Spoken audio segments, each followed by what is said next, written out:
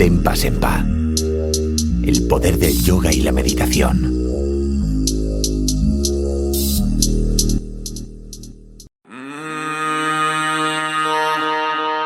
Tempa Sempa, una senda te abre al valor.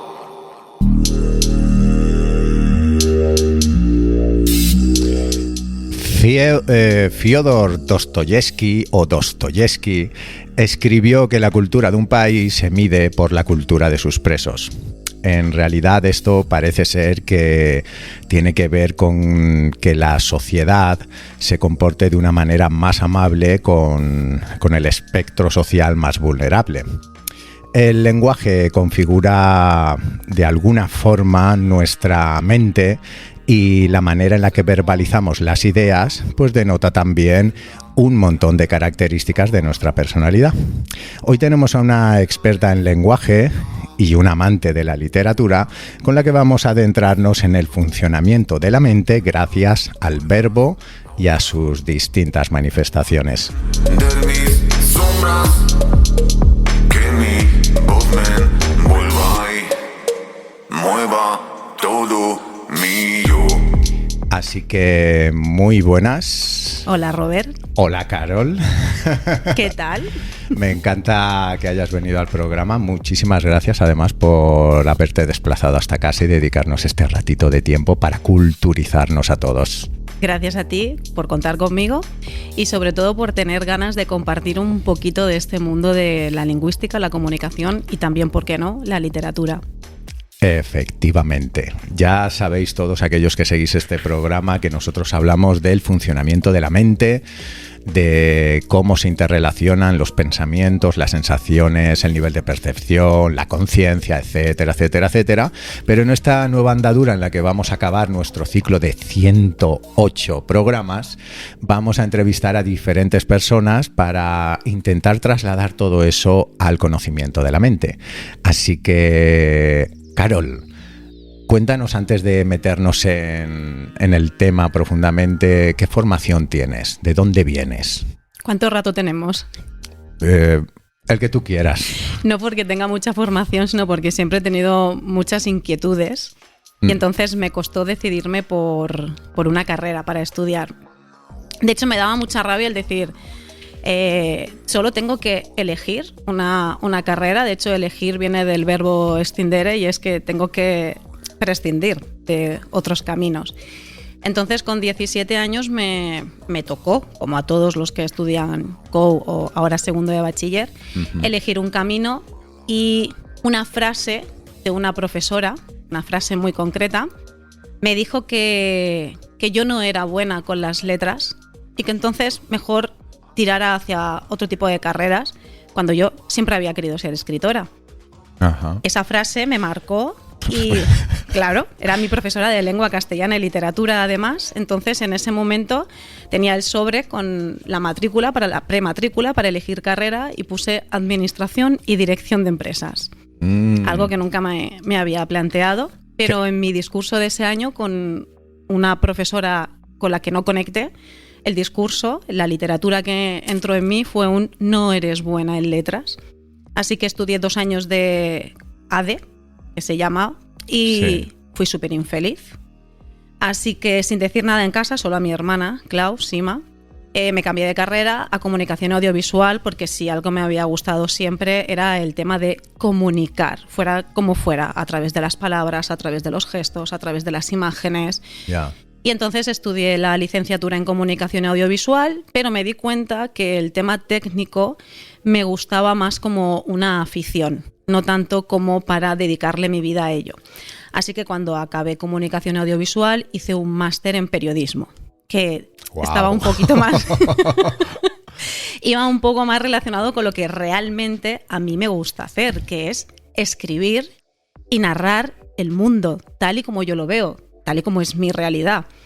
Pero claro, empecé a trabajar en medios de comunicación y no podía narrar el mundo como yo lo veo, sino como el medio de comunicación y la gran corporación empresarial que había detrás quería que lo mostrara. Así que me sentía muy encerrada, por decirlo de una manera, y sí que escribía y locutaba, me gustaba muchísimo locutar, me gustaba muchísimo comunicar y transmitir, pero no transmitía el mundo que yo veía. No me planteé cambiar porque dije, bueno, ya en mi casa van a pensar algo raro de mí, hasta que una compañera de trabajo me dijo, Carol, es el último año del CAP. El CAP era el curso de aptitud pedagógica, que es lo que te capacitaba para poder ser profesor o profesora de instituto, de secundaria. Y yo la miré y yo le dije, ¿y? Y dice, no, que el año que viene, a partir del año que viene será un máster y valdrá 3.000 euros. Y yo la volví a mirar y era de, ¿y? Digo, no le veo el por qué tengo que hacer ese curso, vale que ahora vale 60 euros, luego pasará a valer 3.000, pero no sé. Y entonces ella me dijo, porque nos dan los jueves por la tarde libre. Y le dije, apúntame. O sea, en ese momento no me planteaba ser profesora de ninguna de las maneras. Entonces empecé a hacer el CAP, que era sentarme en las sillas de una universidad, la Universidad de Valencia, y que me soltaran un rollo sobre lo que era la pedagogía y cómo se tenía que enseñar. Y bueno, no tenía ninguna inquietud al respecto hasta que por fin me tocó el momento de ir a un instituto y hacer las prácticas, y desde el primer momento en el que yo entré en un aula y se me permitió comunicarme con los alumnos, ahí dije que quería ser profesora. Así que nada, me dejé la prensa, me preparé oposiciones de lengua y literatura que yo no había estudiado nunca, porque comunicación audiovisual o periodismo trata mucho el tema de la semiótica y de la comunicación y del lenguaje y el pensamiento, estructuras gramaticales en algunos puntos, pero no trata lo que viene a ser realmente la lengua y la literatura. Ya. Hasta que, bueno, preparé oposiciones, unas oposiciones, algo que no había estudiado, entré como interina y luego hice el máster en estudios hispánicos avanzados. Por eso te digo que necesitaba tiempo para explicarlo. En el máster en estudios hispánicos avanzados me especialicé en el español de América porque me creaba mucha inquietud estos autores del boom latinoamericano de los años 60. Me gustaba mucho la magia que irradiaban sus palabras y de repente un profesor nos enseñó la teoría de Spielberg y Wilson, que ya la explicaré, sí. Y que tiene su qué ahí en el cerebro. Y nada, ya aprobé las oposiciones y desde entonces me dedico a enseñar y sobre todo creo que me dedico a encender una llamita para que mis alumnos y mis alumnas adquieran no solo la competencia de saberse unos buenos comunicadores, sino también de amar el lenguaje.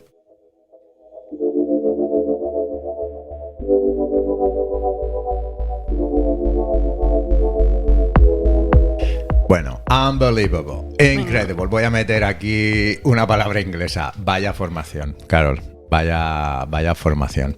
Entonces, con esta andadura, ahora eres profesora, ¿no? Tanto de niños pequeños como de niños adultos. No. Soy profesora de secundaria. Es decir, tengo desde 12, que es primero de la ESO, sí, hasta segundo de bachiller, que bueno, cuando están en su año se supone que empiezan con 17, acaban con 18. Si han repetido algún curso, pues bueno, digamos que entre 12 y 19, 20, más sí, o menos. Esos son mis alumnos. Bueno, y con esta andadura y esta formación y también con esta experiencia que ya tienes en docencia, una pregunta que sé que, bueno, a lo mejor necesitas mucho tiempo para poder contestarla, pero sintetizándola un poquito, vale. ¿Qué significa para ti el lenguaje?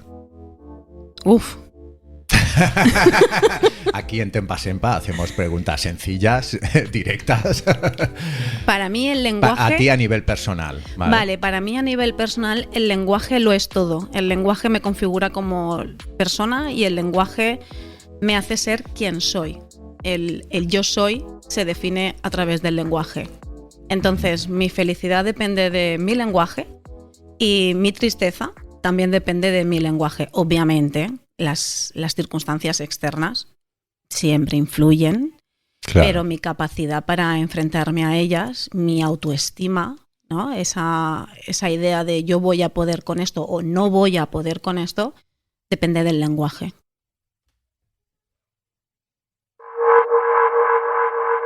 Tempa Sempa. El poder del yoga y la meditación. Pues con este sentimiento que tienes tan tan, me atrevería a decir, existencialista y todo sobre el lenguaje, y trasladándonos al tiempo actual en el que los dispositivos nos están haciendo comunicarnos de una manera cada vez más sesgada, más sintética, incluso usamos símbolos como los emoticonos. ¿Crees que vamos a acabar hablando, pues como ya hablan muchos jóvenes con este argot de solamente abreviaturas, símbolos, emoticonos, no sé qué? ¿Crees que el lenguaje va a sobrevivir dentro de lo que cabe? Porque se está transformando constantemente, ¿no? Pero ¿qué futuro le ves tú a lo que es la manera en la que nos dedicamos a expresar nuestras ideas? ¿Hacia dónde va esto? Yo no soy nada tremendista con respecto a este tema. Creo que simplemente es una evolución y una forma diferente de comunicarnos. Podemos pensar que antiguamente había tribus que se comunicaban a través del silbido y eso se perdió y no pasa absolutamente nada. Humberto Eco, que fue un gran semiólogo y un gran comunicador, siempre lo dijo, que el mundo audiovisual jamás mataría la comunicación humana, la comunicación verbal. Los símbolos, los emojis que hay ahora han existido siempre. De hecho, son necesarios para que podamos desarrollarnos como cultura y, de hecho, son los que van configurando parte de nuestra cultura. Vamos a pensar que, además, siempre hemos utilizado metáforas, siempre. Y eso no solo no ha restado nivel a la comunicación, sino que realmente le ha sumado. Los símbolos son parte de nuestra forma de comunicarnos. Si yo quiero hablar sobre la paz, que la paz es un sustantivo abstracto, nosotros que nos hemos criado, estamos en una misma sociedad, en un mismo sueño global, por decirlo de una forma. Si hablamos de la paloma, vamos a entender que eso es la paz, ¿no? Si hablamos de un laurel, entendemos que eso es victoria. Si hablamos de Federico García Lorca y Federico García Lorca hablaba de la luna, pues sabíamos que ahí había sexo y ahí también había muerte. Entonces los símbolos siempre han formado parte de nosotros. Qué interesante todo esto que estás contando, estas simbologías aplicadas al significado de eso, de sentidos con los que todos estamos familiarizados, ¿no? Sí, de hecho es que si nos vamos a otra cultura, para ellos la paloma puede ser cualquier otra cosa que no tenga absolutamente nada que ver con la paz. Entonces, estos emoticones que están apareciendo hoy en día son necesarios porque ya lo dice Flora Davis, que es una gran psicóloga, socióloga y comunicadora de Estados Unidos, el lenguaje verbal, que configuramos a través de las palabras, las letras, sí, es solo el 45% de la comunicación. Claro. Es decir, se necesita ver la gestualidad de la otra persona, su colocación corporal, porque si yo me cruzo de brazos, tú instintivamente vas a saber que yo no estoy abierta a una comunicación contigo, mi mirada. La cantidad de centímetros que hay entre tú y yo también va a comunicar algo. El tono de la voz, la rapidez o la profundidad con la que quiero hablar. Entonces, los emoticonos son tremendamente necesarios, pero quien dice los emoticonos dicen también estas imágenes que salen riéndose, porque si no la comunicación se queda muy, muy corta. Claro, también está el tema energético, ¿También? Mundo invisible que también, más allá también de todo lo que has hablado, que es totalmente cierto y correcto, también está eso que nos irradia una persona y que también de alguna forma puede producir unas palabras determinadas y ir a decir algo, pero de repente estás empezando a sentir algo de una forma que igual no es lógica, pero estás notando, esto a lo mejor no es momento de decirlo, y eso es también por lo que estamos irradiando, ¿no? A nivel energético. Entonces, tú dices que a nivel de comunicación el 40%... 40-45% es solo verbal. Todo lo demás son cosas muy sutiles, es una comunicación muy sutil, sí, que proviene de muchas cosas, ¿no? Tanto a nivel de sentidos, porque ves, tocas, como también una precognición, ¿no? Una cosa que tú estás ahí entendiendo, que no sabes por qué, pero te da señales. Nosotros tenemos un músculo aquí en la garganta que se conecta con una zona del cerebro.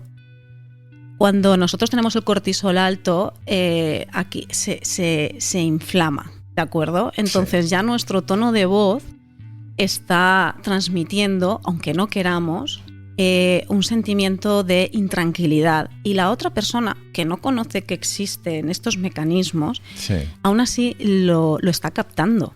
claro. Por eso es tan necesario realmente poder configurar bien el mensaje que tú quieres lanzar, porque podemos hablar el mismo idioma y no entendernos, porque la comunicación verbal no es suficiente. De hecho, aquí es que tengo que meterla porque es que es mi teoría, la teoría de Spielberg y Wilson, que es la que digo yo que cuando estudié el máster en estudios hispánicos avanzados me hizo la cabeza. Fue formulada a finales de los 80 y lo que vinieron a decir estos estudiosos es que una palabra tiene un significado dentro de un diccionario, ¿no? Tiene una acepción dentro de un diccionario, pero esa palabra tiene tantos significados como personas conocen ese conjunto de letras, ¿no? Por ejemplo, vamos a hablar de la palabra gato. En el diccionario la palabra gato pues dirá que es un animal mamífero, doméstico, felino, de pequeño tamaño, pero igual yo tuve un gato de pequeña y cuando aparece la palabra gato, a mí se me despiertan unos sentimientos de ternura, de infancia, pueriles. Y quizá tú nunca has tenido un gato y simplemente lo que se te despierta es los gatos que hay siempre por la calle que la vecina les está dando siempre de comer. Entonces ya simplemente por eso ya podemos hablar el mismo idioma, el mismo código y no entendernos. Pues imagínate si encima no nos estamos viendo, no estamos sintiendo la energía, no estamos teniendo un tono de voz, no podemos interpretarlo. No, yo creo que la comunicación verbal como la conocemos, porque sí que es verdad que hoy en día los alumnos, o ya ni siquiera la gente joven, todo el mundo a través del móvil abrevia mucho. Sí. No tanto. Desde que existe el WhatsApp, que no se paga por cantidad de palabras, antes con el SMS la gente abreviaba mucho, pero era más un tema económico realmente.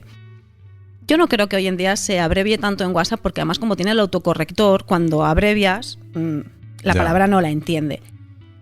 Pero somos seres sociales.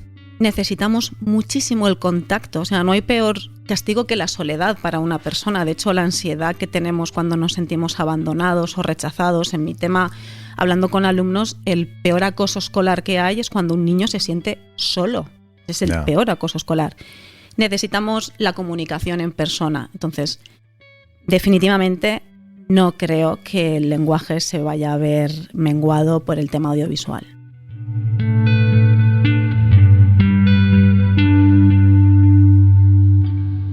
Y entrando un poco en un aspecto más científico, desde tu punto de vista, porque aquí en Tempa Sempa hablamos mucho sobre la mente, sobre cómo afectan el nivel de percepción en la mente, cómo se crean ciertas ideas, lo que producen también las sensaciones, cómo a veces es la emoción la que prevalece por encima del pensamiento y cómo otras veces es el pensamiento el que produce emociones.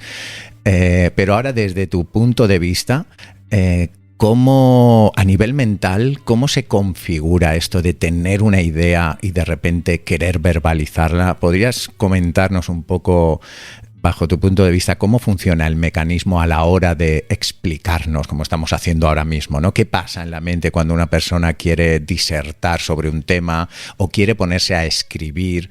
En el abstracto de la mente, ¿cómo funciona, tú que eres un amante de la literatura y también eres una experta en la comunicación? ¿Puedes intentar decodificarnos un poco el proceso mental que se produce en la mente de una persona? A ver, llegar a explicar eso desde un punto de vista total y absolutamente científico, yo no podría. No, desde tu punto de vista. Vale, desde mi punto de vista sí sé que tenemos una zona en el cerebro que se conoce como el área de Broca, que es la zona en donde nosotros vamos adquiriendo capacidad lingüística. Y esa capacidad lingüística está además muy asociada a una capacidad metafórica. Por esto es que la imagen, el icono, el símbolo es tan importante para poder tener una competencia lingüística buena, sustentada, en el que tú seas una persona que pueda expresarse y que pueda entender también lo que puedan decirte. El cerebro funciona y aprende por repetición. Nuestros niños aprenden a hablar por lo que están escuchando de sus padres constantemente. Es más, el español, el castellano que decimos aquí dentro de España, es un idioma tremendamente difícil. Sí, muy, sí, muy sí. difícil porque tenemos muchos verbos, muchos tiempos verbales, muchos verbos irregulares, muchísimos, pero además tenemos el famoso subjuntivo, este modo que es de lo deseo o no lo deseo, hay una posibilidad de que exista o que no exista, y cuando la gente intenta aprender nuestro idioma hay una gran dificultad para aprender el español, aparte de la cantidad de palabras que tenemos para decir una cosa. O sea, tenemos muchísimas, es un idioma muy, muy rico. Pero bueno, volviendo al tema, aprendemos por repetición, ¿de acuerdo? Entonces, cuanto más empleamos el lenguaje, más vamos sumando a nuestra capacidad comunicativa. Es por eso que es tan importante la lectura. ¿Es necesario aprender a leer antes de los 6 años? No, no es necesario. Porque también tenemos que tener algo muy en cuenta, y es que la capacidad cognitiva de los niños no se desarrolla en todos exactamente igual. Y muchas veces intentamos que vayan muy deprisa. Y no es necesario. Realmente no es necesario, porque cuando estamos introduciendo una dificultad para la que el cerebro en ese momento no está preparado, estamos diciéndole al niño o a la niña, tú no vales. Yeah. Y entonces se está creando una historia en el que él es el protagonista, él es un personaje en el que es yo no valgo. ¿Y qué hace una persona que no vale? No lo consigue. ¿Vale? Claro, tú misma has experienciado. Bueno, todos hemos tenido. Es un profesor muy. Antes te lo iba a decir. Ese tipo de profesor, perdona que haga esta pequeña acotación. Ese tipo de profesor que tú has tenido, yo creo que casi todos hemos tenido algún profesor así que en vez de ayudarnos nos han hundido en la miseria. A mí me dijeron, por ejemplo, que no sé, por un examen que no hice una vez, el profesor me miró y me dijo, que tú no estudias mucho, ¿no? Y le dije, bueno, no he tenido mucho tiempo con esto, y me dijo, ¿sabes? Yo te veo como mecánico de coches. Y respetando a todos los que les encanta de coche, la mecánica, obviamente. ¿Vale? Pero es como, con 14 años que te digan algo así, es como, bueno, muchas gracias, ¿no? No, y además que debemos tener en cuenta el efecto Pigmalión del que hablaremos. Pero a mí me parece terrible. Yo creo que los profesores estamos formando almas y tenemos que tener mucho cuidado con nuestras palabras, porque ya lo decían los toltecas, es uno de sus principios básicos. Debes de ser impecable con tus palabras, porque con ellas puedes hacer magia blanca y crear y construir, o magia negra, pues destrozar vidas. No quiero ser un poquito tan radical, pero sí, con las palabras se puede hacer o mucho bien o mucho mal.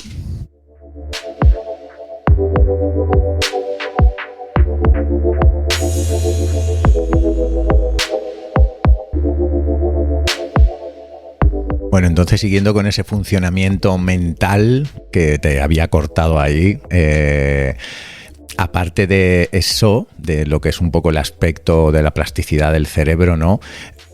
A un nivel más práctico, ¿no? Como verbal, tú cuando quieres expresar algo, ¿qué dificultades encuentras muchas veces? Porque esto es algo que muchas veces tenemos que leer, tenemos que estar acostumbrados también a expresarnos, porque parece como que si no tenemos práctica, en tu mente puedes tener muy claro algo que quieres expresar, pero luego vas a hablar y no.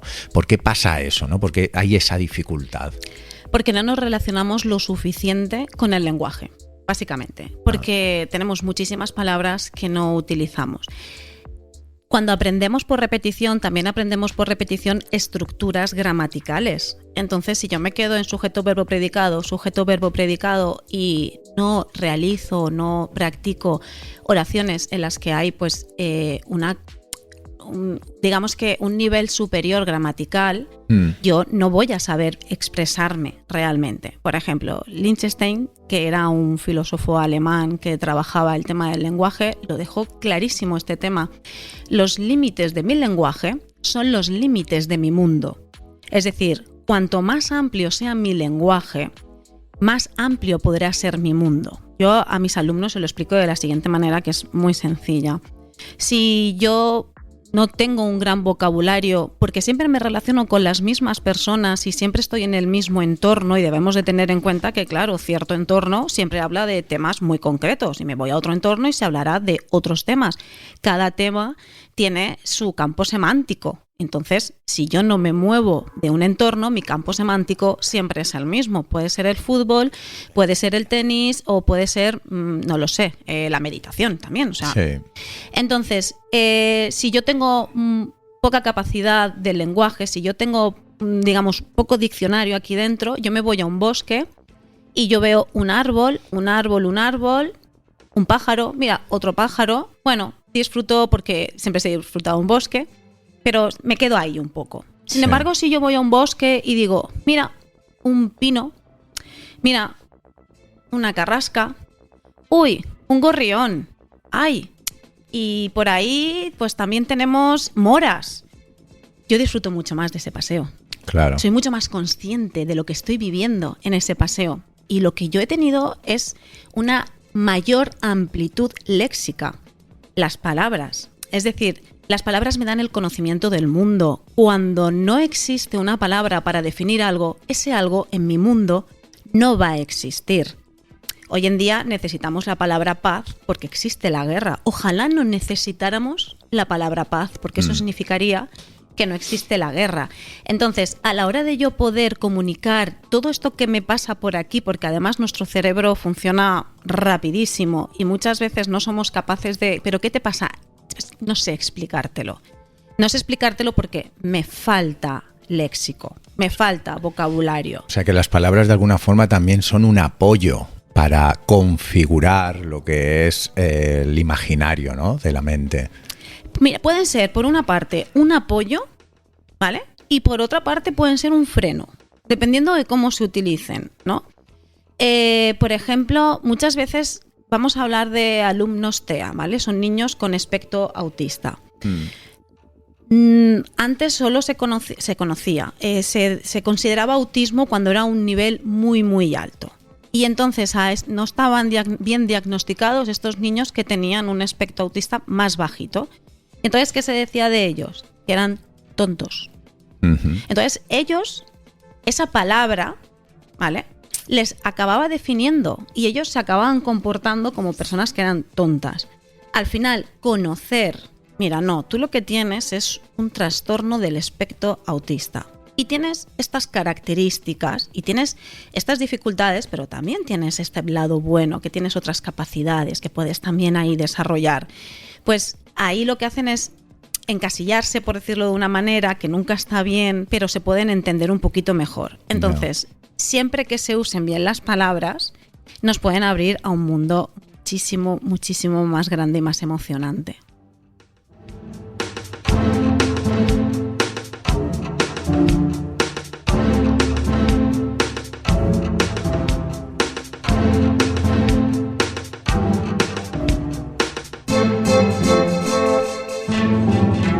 Estamos llegando al ecuador de nuestro programa. Se ha pasado media hora volando con esa manera de expresar, de nunca mejor dicho, tan fluida, tan rica, con ese conocimiento adquirido.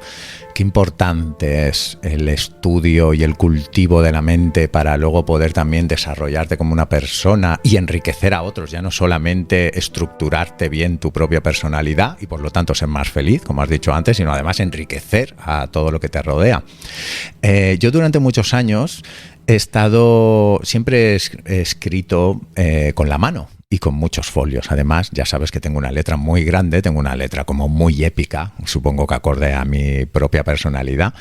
Pero tú, que entiendes muchísimo de esto, cuando yo escribo en el ordenador los guiones para el contenido que realizamos, a mí me agota escribir con un teclado. En cambio, cuando me pongo a escribir con mi mano y con un folio, no noto en absoluto lo mismo. ¿Qué es lo que pasa con esto de escribir con la mano o escribir con un dispositivo? ¿Puedes explicarnos un poco cómo afecta esto a nuestra mente? A ver, lo primero es que cuando tú estás con un dispositivo delante, tienes una pantalla delante, con una luz que no es buena para ti realmente, sí, que además nos fastidia bastante nuestros circo... Uy, no me sale ahora. También que me comunica... no me sale.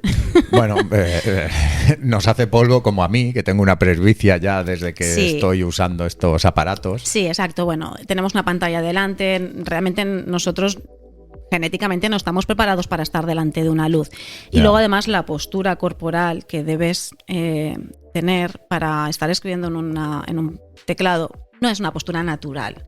Por más que últimamente estemos intentando pasar tantas horas delante del ordenador. Pero además, cuando tú estás escribiendo con tu mano y tienes ahí ese boli y usamos estos símbolos sociales, porque la Sí. A es como es, porque hemos decidido socialmente que eso sea una A, tú estás haciendo realmente un gran ejercicio, estás sincronizando tu mano con el cerebro.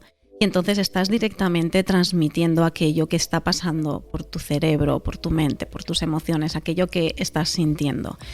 Es simple y llanamente que es más natural para nosotros y más conectado entre mano y cerebro, este movimiento, escribir a mano. De hecho, mira, nos tenemos que ir tan sencillo como a Silicon Valley. Allí no quieren que sus hijos en las escuelas trabajen con tablets ni con ordenadores. Quieren que sea todo a mano. Y son los que han creado en realidad todas estas máquinas de tragaperras, entre comillas, que son los móviles, que son las plataformas estas donde son tan adictivas. O sea, qué curioso, ¿no? Son los que lo han creado y son los que sacan muchísimo dinero con ello porque saben que crea una adicción. Y son los que usan un bolígrafo para escribir. Y son los que quieren, no solo lo usan ellos, no que a sus hijos, que entendemos que es lo más importante que un ser humano tiene, ¿no? Pues Sí. este legado que está dejando, esta transmisión genética, quieren que sus hijos estén con lápiz y papel. Qué pasada, ¿eh? Sí. Ese dato no lo conocía yo. Hemos hablado de Silicon Valley en algunos programas, Sí. porque son los creadores de más o menos pues esta manera en la que estamos intentando vender servicios, entretenernos, conectarnos con los demás, comunicarnos. Son ellos los que han puesto de moda el dedito de me gusta. Sí, de hecho no recuerdo el nombre, pero el creador del me gusta, que fue en Facebook, Sí. siempre ha dicho que se ha arrepentido tremendamente de crearlo porque él sabe, él es muy consciente de esa adicción de las personas, esa subida de dopamina de tan baja calidad, de el recibir estos likes, estos me gusta, esta validación externa a través de las redes sociales. Qué pasada, Carol. Cállate Sí, estamos en un cambio de paradigma a través de las redes sociales, porque antes si le gustabas a alguien te tenía que decir me gusta lo que estás haciendo, tu trabajo está bien hecho. Claro. Hoy en día es a través de un corazoncito que a veces ni siquiera ha visto tu contenido. En otras ocasiones está esperando ese me gusta de vuelta. Sí. Otras veces es porque, bueno, sencillamente pues le caes bien y es generoso y te da ese me gusta. Pero sí, o sea, el lenguaje está cambiando mucho a través de las redes sociales.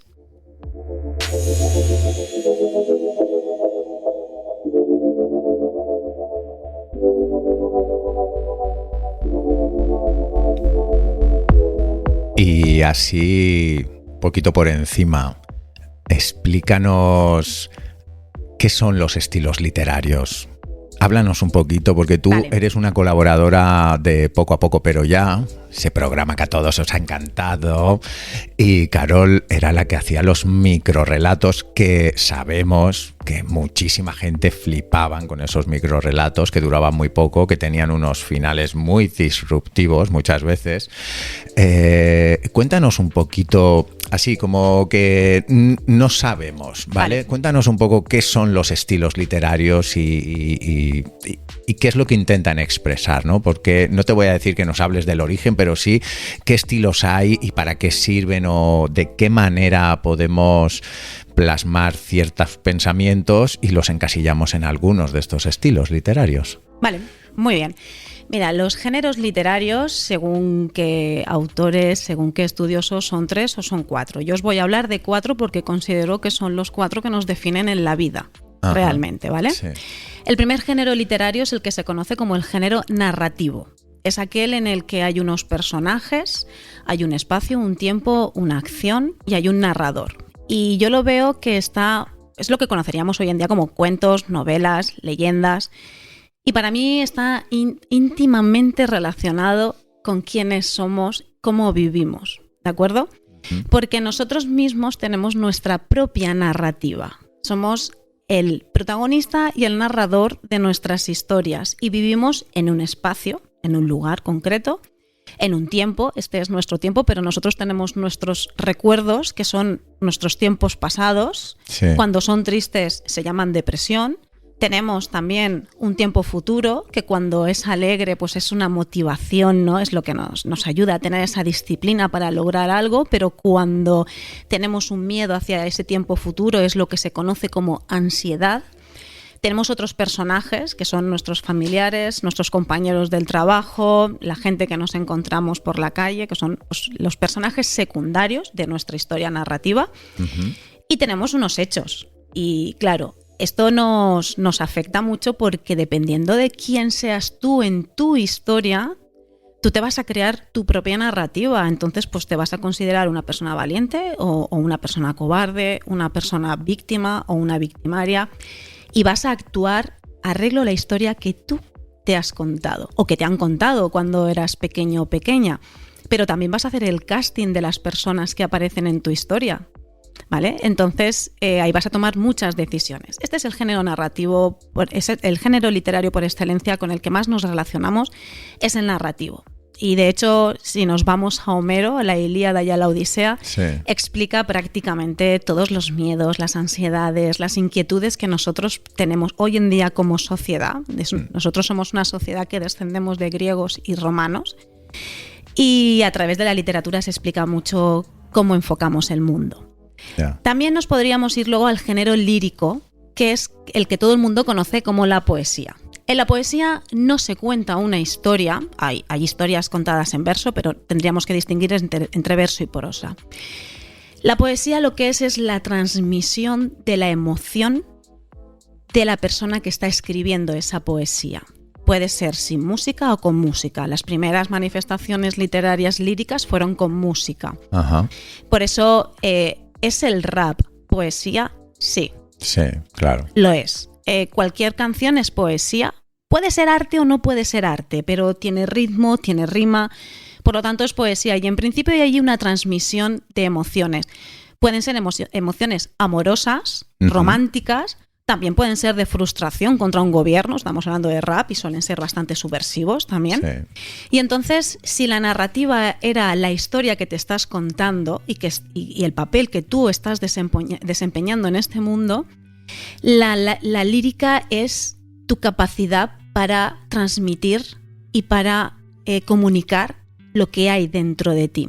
Es decir, nosotros nunca vamos a poder separar un poema de su poeta o de su poetisa, jamás. Claro. Lo que ha escrito en algún momento ha pasado por aquí. ¿Vale? Entonces la lírica es la transmisión de las emociones, de los sentimientos, de lo que tenemos aquí dentro. Nos vamos al género dramático, que es el género teatral, en donde no hay un narrador, sino que hay unos personajes que lo que hacen es interactuar entre ellos. Y entonces, como no hay un narrador externo que nos vaya explicando qué es lo que están sintiendo o cómo son, lo que tenemos es la conversación, ¿vale? El género dramático para mí es en el mundo real, en nuestra sociedad, es la conversación. Yo te conozco a ti, Robert, porque cuando tú hablas, a través de tus palabras y de tus movimientos y de tu gestualidad, yo te estoy conociendo realmente, yo estoy viendo una información tuya. Y entonces es esto, para mí el género dramático, que es el teatral, que es cuando se ponen en escena las personas, es la capacidad que tenemos social para relacionarnos entre nosotros y cómo la conversación va creando historias. Porque realmente entre la gente, entre las sociedades, hay una comunicación que viene a través de la conversación. Claro. Y el último, que es un género narrativo que muchos estudiosos de la filología no lo incluyen, a mí sí que me gusta incluirlo, es el ensayo. El ensayo es esa reflexión, para mí el ensayo es el monólogo interior, ¿vale? Es una reflexión escéptica, normalmente, en la que necesitas tú, si estás haciendo un ensayo, si estás reflexionando, necesitas argumentarte a ti mismo con respecto a un tema, buscando todos los datos posibles. El creador, el padre del ensayo fue Michel Montaigne y fue una persona que era francés, pero en su casa le enseñaron como lengua materna el latín. Ajá. Y además fue formado por un profesor alemán y entonces hablaba en alemán y en latín, pero él pensaba en latín.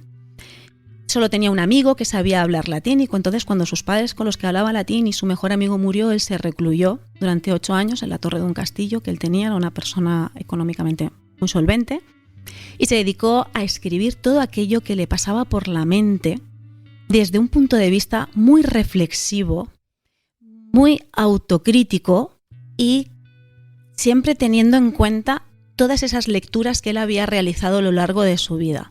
Entonces es el monólogo. Qué pasada, o sea, acabas de explicarnos, nos has dado la oportunidad de conocer el origen del ensayo, quién fue el primero que en realidad le explotó la cabeza y tuvo la necesidad de poder hablar consigo mismo. Me ha gustado mucho que hables del ensayo. Yo para mí creo que también es un género literario porque la narrativa, la lírica o el drama, la acción entre las personas, creo que sí, se podría definir que son cosas muy diferentes, pero el monólogo o el soliloquio con uno mismo creo que es algo que también forma parte de un género.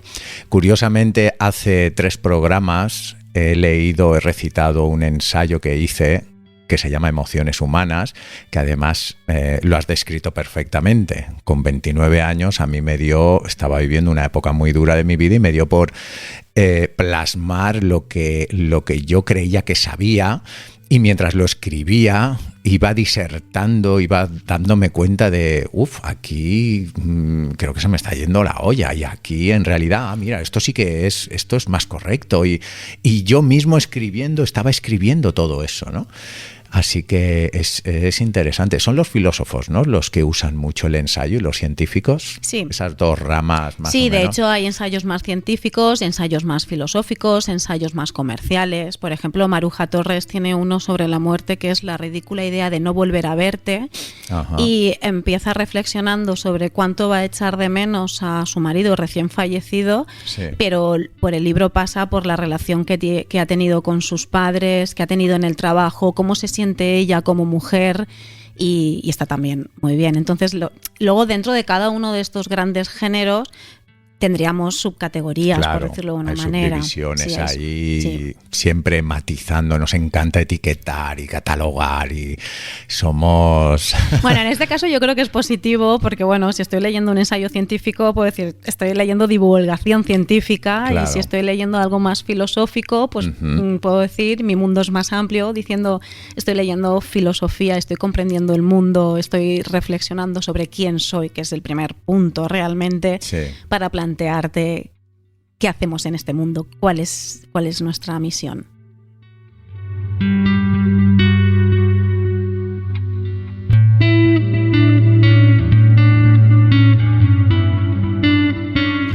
No puedo evitar el hacerte la pregunta, después de todo esto que estamos hablando. Mira, ya han pasado 3/4 de hora, así como el que no quiere la cosa. ¿Has escrito ensayos, una novela? Sé que eres una apasionada de los microrrelatos y además lo haces fantásticamente, pero supongo que en algún momento te habrá dado la venada de no solo de leer, sino de ponerte a escribir. ¿Para cuándo un libro? Claro. Bueno, qué pregunta.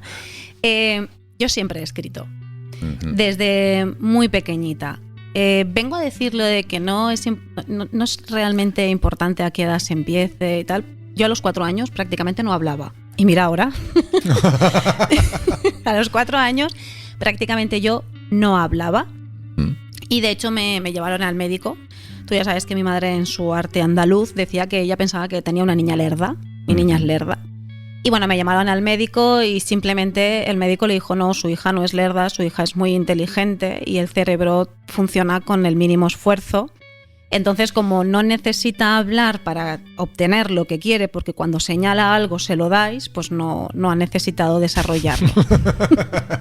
No ha necesitado desarrollar el lenguaje.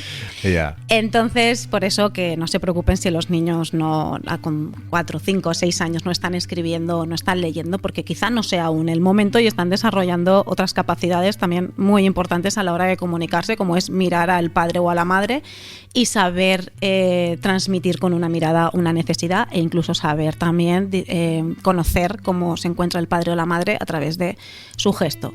Dicho esto, que me he ido un poco, es bastante normal en mí, yo siempre he escrito. Desde muy, muy, muy pequeñita he canalizado mis emociones a través de la escritura, a mano, por supuesto. A mano, o sea, yo claro. necesito Sí. esta conexión entre mi mano, mi brazo, mi cerebro, ver mi propia letra, porque dependiendo de mi estado de ánimo, mi letra varía.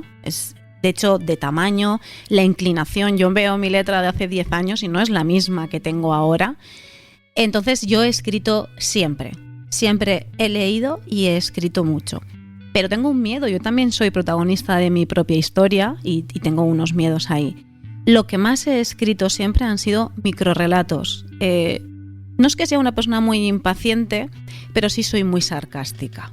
Entonces, entre ese punto pequeño de impaciencia que tengo y mi sarcasmo, lo que mejor refleja muchas veces lo que yo estoy sintiendo es el microrrelato. Por esto lo que tú decías de estos finales tan disruptivos, ahí es donde meto yo toda mi... Impactantes, sí, sí. Ahí es donde meto todo mi sarcasmo, es lo que tú estás pensando, pues mira, no es lo que tú estás pensando. Claro. Me voy por otro lado. Un gran sueño para mí sería escribir una novela, sí. No voy a decir que no, Ya. pero reconozco que tengo ese punto de miedo. No sé si al éxito o al fracaso, no te sabría decir realmente. También por lo que te conozco, también porque tienes un nivel de perfeccionamiento bastante elevado, ¿no? Y eso a veces también puede ser un impulso porque te puede hacer que hagas las cosas muy bien, pero también es un freno porque si no lo vas a hacer con esa pulcritud y con esa perfección, acabas por no hacerlo, ¿no? También... Totalmente. O sea, soy excesivamente perfeccionista, sobre todo en todo lo que tenga que ver con mi trabajo. Sí. Y claro, he leído a los grandes. Y tengo, pues eso, yo, lo que te digo, soy protagonista también de mi historia y yo estoy leyendo, no sé, a un Borges, que me encanta. No me voy a ir a algo tan complicado. A un Gabriel García Márquez, Sí. que fue un grande, obviamente, premio Nobel de Literatura en 1982, que es el año que yo nací, entonces siempre he pensado que había ahí una pequeña conexión. Y lo voy leyendo y voy diciéndome a mí, este narrador interno omnisciente que tengo, tú no serías capaz de escribir esto. Esto tú no lo puedes escribir, esto es muy grande. Claro, comparándote con esos genios, pues Claro. es complicado. Y luego, pues cuando me toca leer narrativa para adolescentes, estoy leyendo y estoy diciendo, es que esto es tan simple que si me pusiera a escribir como yo escribo, Lo haría mejor. lo haría mejor, Claro. pero quizá no gustaría a los adolescentes. No lo sé, es una meta, es un propósito, está ahí. Pasar de los microrrelatos a ser capaz de escribir un relato más largo. Es un sueño y ojalá me ponga con él.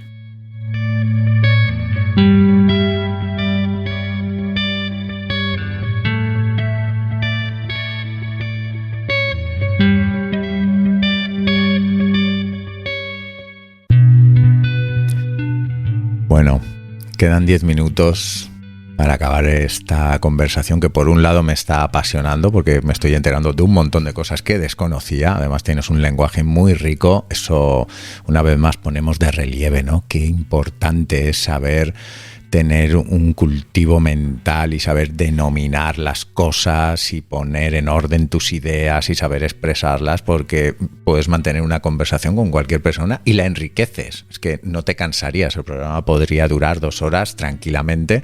Hemos pasado muy por encima de los puntos, pero yo creo que a la mayoría de la gente le habrá resultado muy interesante la amplitud, ¿no?, que tiene el lenguaje. Ahora te tengo que hacer una pregunta que le estamos haciendo a todos los invitados a los que entrevistamos. Entonces, espero que, aunque tenemos un poquito de tiempo, Vale. bueno, que cuando te diga el porqué, pues que seas capaz de darnos un porqué interesante.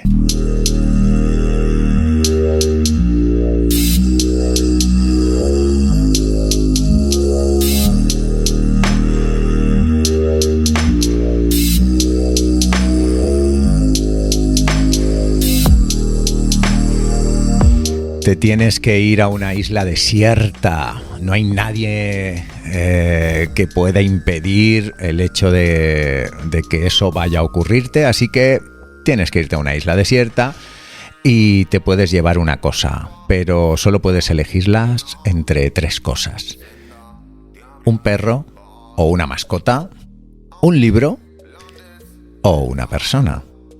¿A quién elegirías y por qué? Bueno, voy a ser fiel a mi pensamiento de que somos seres sociales, y aunque yo he de decir que a mí los libros me han salvado muchas veces, tanto los libros como la escritura, Sí. han sido terapéuticos, me llevaría a una persona, porque con un perro es muy leal, un perro es muy cariñoso, pero me faltaría un poquito la comunicación. Un libro me distraería igual las 3 primeras veces que lo leyera. Tampoco me has dicho cuánto tiempo tengo que estar en esta isla desierta. Como no lo sé, no elegiría el libro, porque llega un momento en el que el mensaje siempre es el mismo. Sí. Entonces me llevaría a una persona porque me considero muy social. Vivo muy bien en ocasiones mi soledad elegida, pero me considero un ser muy social. Sí. Me llevaría a una persona con la que poder comunicarme. Y aunque he dicho que un libro lo podría leer 3 veces y no cambiaría el mensaje, aunque bueno, puedo cambiar yo y entonces lo que leo también puede cambiar realmente, pero una persona va evolucionando, incluso aunque esté en una isla desierta, pues puede llegar con mucho miedo, luego puede estar en la aceptación, luego puede estar en la lucha por salir de ahí.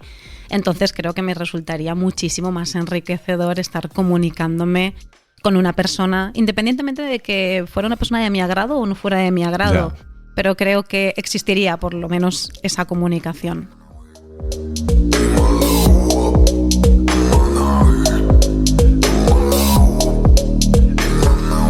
También sé que se te pasaba por la cabeza tener una biblioteca de libros. Si en vez de un libro fuera una biblioteca, la cosa a lo mejor cambia, ¿verdad?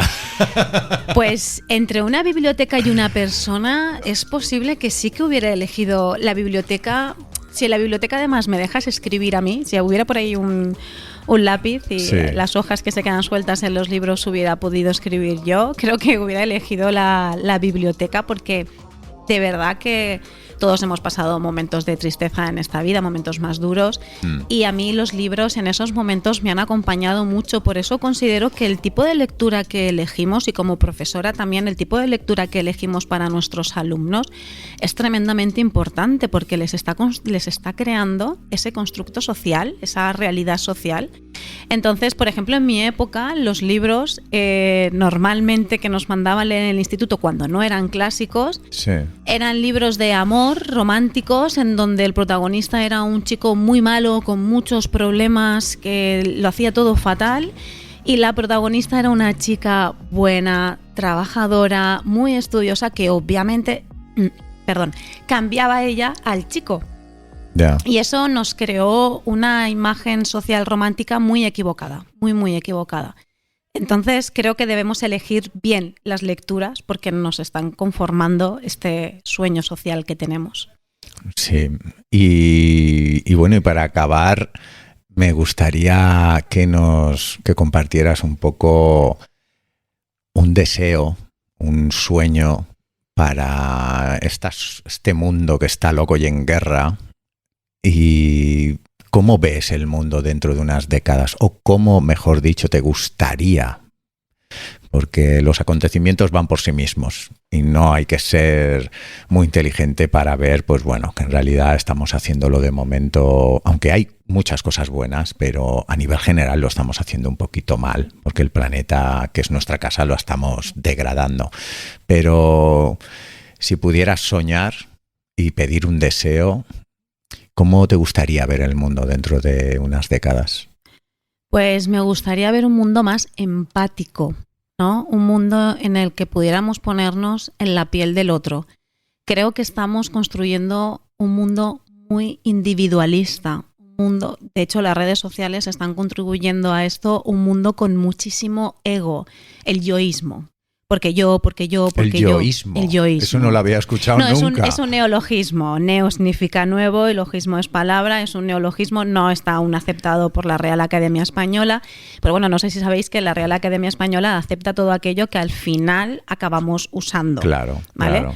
Bueno, yo lo hablo mucho con una amiga y hablamos del yoísmo. El yoísmo de la sociedad, que es este ego desmesurado en donde el yo va por delante. Entonces, un deseo es una sociedad más empática en donde podamos trabajar como comunidad realmente, que creo que eso se ha perdido mucho. Estamos muchas horas delante de una pantalla y cuando salgo no saludo al vecino. No me voy a ir a temas muchísimo más grandes. Yeah. Pues creo que se debe empezar de lo pequeño y de lo pequeño ya nos vamos a ir yendo hacia lo más grande. Entonces, un mundo en donde haya más empatía, miremos a los demás con los ojos del corazón y sepamos realmente escuchar. Porque estamos en este mundo en el que cuando alguien me está hablando, yo en vez de estar escuchándole, estoy pensando qué le voy a contestar, porque mi yoísmo quiere mi personaje de esta historia narrativa tiene que quedar de cierto modo. Entonces, pido un mundo más empático.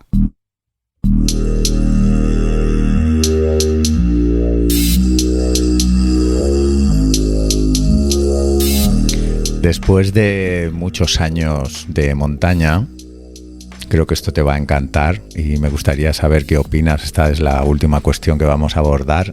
Es simplemente una anécdota por el juego de palabras, ¿no? Como muy bien has estado hablando a lo largo de la conversación, como una palabra gato significa una cosa, pero cuando le pones un componente emocional o experiencial, que tú lo has vivido por otro sitio, ¿cómo cambia, no?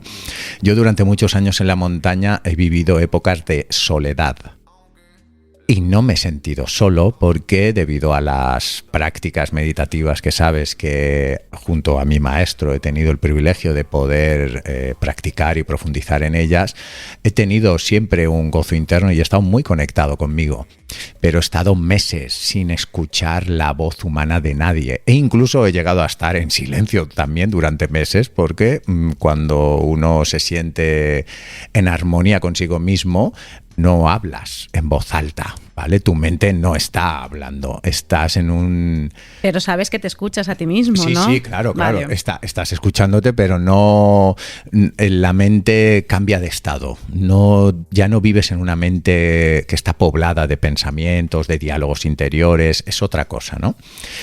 Pero luego, paradójicamente, desde hace 8 años, mientras estoy viviendo en las ciudades, lo que sí que me he dado cuenta es que la gente confunde la soledad con el aislamiento. Y en realidad yo veo que aquí nadie está solo, pero la gente sí que vive muy aislada.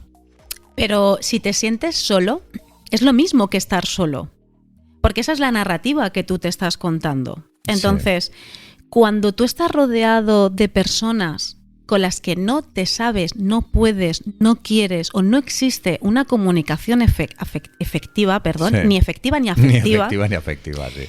Te sientes solo. Y entonces, aunque desde un punto de vista físico tú no estás solo, no estás sola, si tu emoción es esa, en tu cerebro, aún así se activan todos los mecanismos de supervivencia, porque bueno, es lo que habíamos comentado antes, el ser humano cuando era expulsado de la tribu estaba destinado a la muerte, porque un ser humano no podía sobrevivir antes sin el grupo, sin la tribu. Entonces, si tu cerebro siente esa soledad peligrosa, aunque esté rodeado de personas, los mecanismos tanto cerebrales en tu cuerpo se producen. Entonces, sí, la gente en esta sociedad, en estos momentos, se siente muy sola. No lo está, pero se siente así.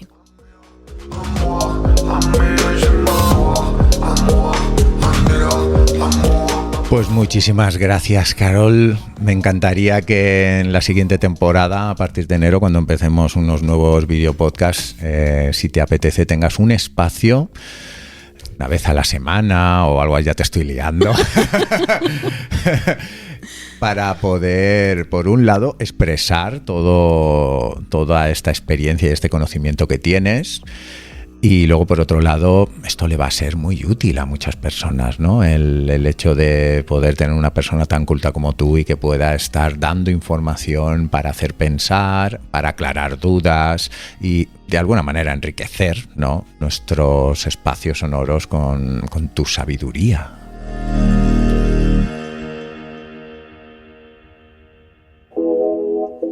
De verdad, muchísimas gracias. Gracias a ti. Se nos ha acabado el tiempo. ¿Quieres decir alguna cosita más antes de terminar a estos que te están escuchando sobre el lenguaje o la comunicación? Pues más o menos lo mismo que les digo a mis alumnos. 2 cuestiones.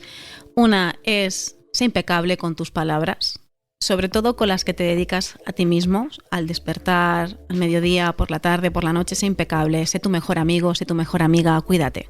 Cuídate, no digas soy torpe, yo no valgo, yo no puedo. Cuida esas palabras, eres tu mejor amigo y no permitirías que otra persona te dijera esas cosas. Y por otro lado, yo invito a todo el mundo a leer. Creo que es una gran actividad para el cerebro y que nos ayuda a envejecer de una forma mucho más sana, neurológicamente hablando. Y entonces, uniéndolo con lo anterior, si a alguien no le gusta leer, por favor, que diga, yo aún no he encontrado ese libro que me convierta en lector, pero que sigan buscando ese libro porque estoy convencida de que existe y podrán realizar esta actividad.